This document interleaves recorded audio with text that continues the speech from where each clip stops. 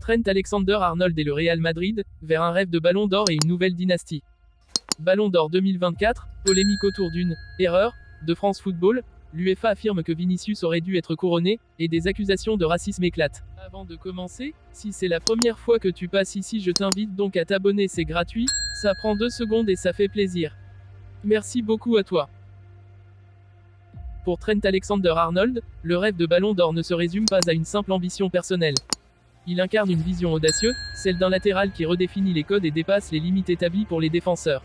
Sa polyvalence, sa capacité à casser les lignes et à se projeter offensivement en font un candidat crédible pour intégrer un Real Madrid en pleine mutation, où l'attaque rapide et le jeu incisif priment. Chez les merengues, il pourrait non seulement briller individuellement, mais aussi poser les fondations d'un groupe prêt à dominer l'Europe. En refusant les propositions de prolongation de Liverpool, Alexander-Arnold semble exprimer une lassitude face à un club qui, bien que légendaire, n'a plus les moyens de se battre pour tous les trophées chaque saison. Conscient de son potentiel, il sait que le Real Madrid est un terrain fertile pour ses ambitions, offrant l'exposition, les défis, et le prestige nécessaire pour toucher les étoiles.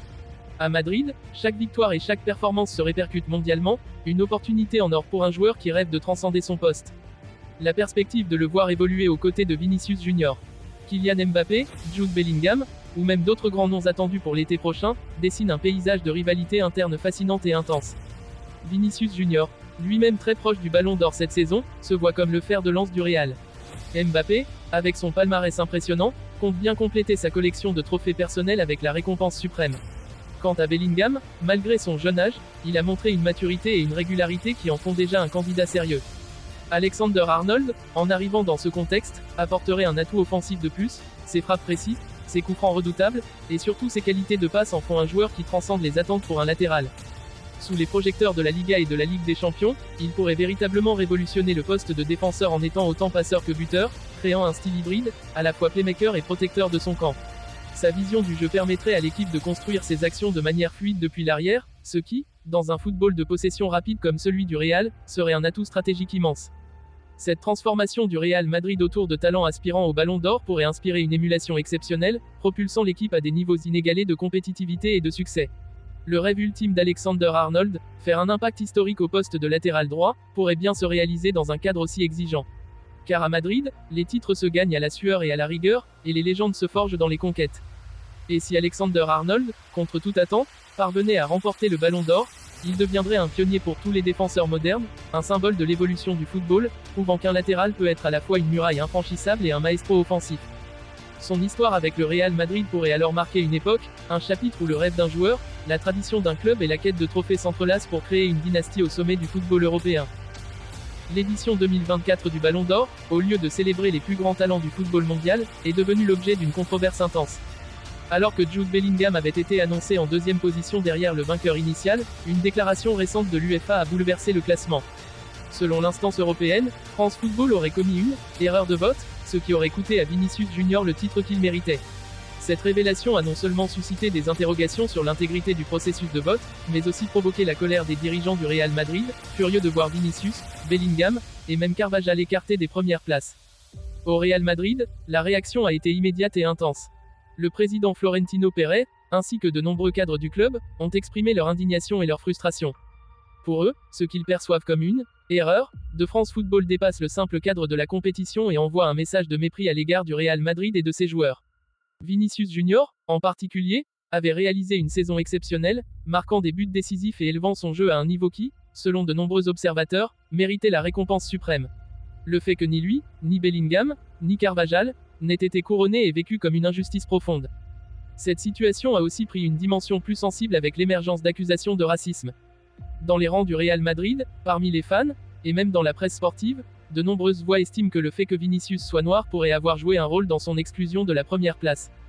Vinicius n'est pas étranger aux incidents de racisme, ayant été la cible de comportements racistes à plusieurs reprises, notamment dans les stades espagnols. Pour ses supporters, cette mise à l'écart de la récompense ultime n'est pas un simple hasard, mais un reflet de préjugés plus profonds dans le monde du football. Les dirigeants du Real Madrid se montrent particulièrement préoccupés par ces accusations de discrimination raciale. Selon eux, Vinicius Junior, qui a su faire face aux attaques racistes avec courage et résilience, aurait mérité non seulement le Ballon d'Or pour ses performances sportives, mais aussi pour ce qu'il représente dans la lutte contre le racisme. Pour le président Pérez et son équipe, cette situation est non seulement une insulte au talent de Vinicius, mais également un affront à l'ensemble du club, qui prône des valeurs de diversité et de respect.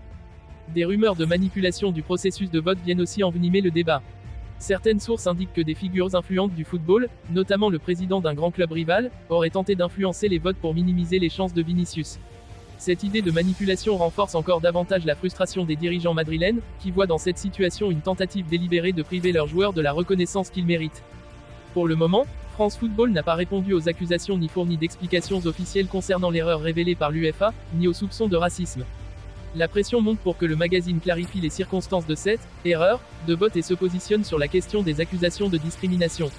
Certains partisans du Real Madrid et des fans de Vinicius demandent même que le trophée soit officiellement remis aux joueurs brésiliens, en tant que rectification de l'injustice perçue. Point de vue sur le racisme envers les Noirs dans le sport et au-delà.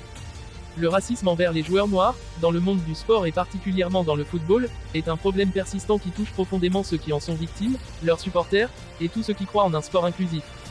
Malgré leur contribution majeure à leurs équipes, de nombreux joueurs noirs font encore face à des critiques et des discriminations qui vont au-delà du cadre sportif. Dans le cas de Vinicius Junior, cette exclusion perçue pourrait être interprétée comme le reflet de stéréotypes ou de préjugés raciaux, qui, bien que subtils, sont encore bien présents dans certains milieux.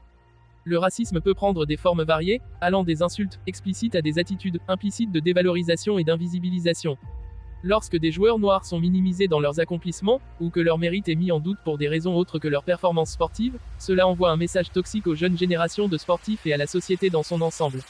Ces actions non seulement blessent les individus, mais renforcent des stéréotypes dégradants et injustes qui ont des répercussions profondes sur le plan personnel et collectif.